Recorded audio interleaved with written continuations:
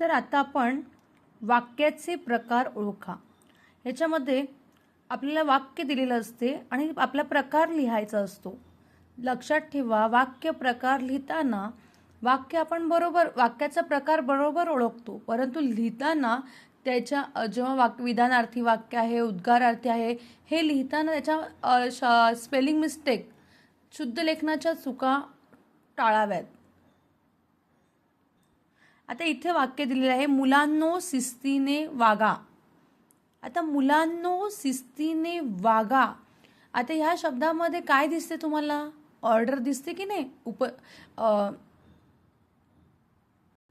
इथे मुलांनो शिस्तीने वागा, इथे आज्ञा आहे आणि ऑर्डर दिलेली आहे. म्हणूनच आपल्याला हे वाक्य कोणतं आहे? मुलांनो शिस्तीने वागा. हे वाक्य आहे आज्ञार्थी वाक्य. याचं उत्तर लिहिताना बघा, स्पेलिंग जी आहे ती तुम्हाला करेक्ट लिहायची आहे. आज्ञार्थी वाक्य. जर तुमची इथे स्पेलिंग चुकली तर तुमचे मार्क्स कापले जातात. दुसरं वाक्य आहे, माझे घर नदी किनारी आहे.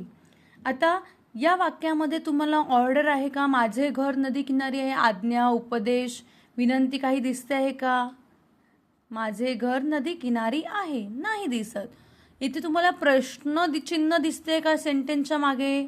सेंटेन्स पूर्ण झाल्यावर काय दिलेलं आहे? पूर्णविराम. उद्गार चिन्ह आहे का? नाही. इथे ही माझे घर नदी किनारी आहे, म्हणजेच ही जी सेंटेन्स आहे, हे जे वाक्य आहे ते सरळ वाक्य, सिंपल वाक्य आहे.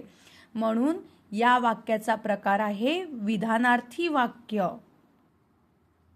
पहा, विधानार्थी हे जे लिहिलेलं आहे त्याची जी स्पेलिंग मिस्टेक न करता तुम्हाला हे लिहायचं आहे. विधानार्थी हा शब्द लिहायचा आहे. स्पेलिंग मिस्टेक झाली तर तुमचे मार्क्स कापले जातात. तिसरं वाक्य आहे, तुला पेढा आवडतो का? आता या वाक्यामध्ये आपल्याला पहिला आपण तुला पेढा आवडतो का, आणि त्या वाक्याच्या शेवटी काय दिलेलं आहे? प्रश्नचिन्ह. आणि ज्या वाक्याच्या शेवटी प्रश्नचिन्ह असते ते वाक्य कोणतं असते मुलांनो? प्रश्नार्थी वाक्य. हे आहे प्रश्नार्थी वाक्य. चौथं वाक्य आहे, अरे रे किती वाईट झाले. आता बघ, अरे रे किती वाईट झाले, या सेंटेन्समध्ये तुम्हाला कोणतं चिन्ह दिसतंय? उद्गारार्थी चिन्ह. उद्गार चिन्ह आपल्याला दिसतंय, एक्सक्लेमेशन मार्क दिसतोय. म्हणून ज्या वाक्य पूर्ण झाल्यानंतर ज्या वाक्यामध्ये उद्गारार्थी चिन्ह असते ते वाक्य कोणतं असते? उद्गारार्थी वाक्य. तर अशा प्रकारे पाचवं वाक्य आहे, मला माझे पुस्तक दे. हे वाक्य कोणत्या वाक्याचा प्रकार आहे ते तुम्ही मला कमेंट बॉक्समध्ये सांगायचं. सहावं वाक्य आहे, कुठे गेली आई तुझी. हेही वाक्याचं उत्तर मला कमेंट बॉक्समध्ये सांगा.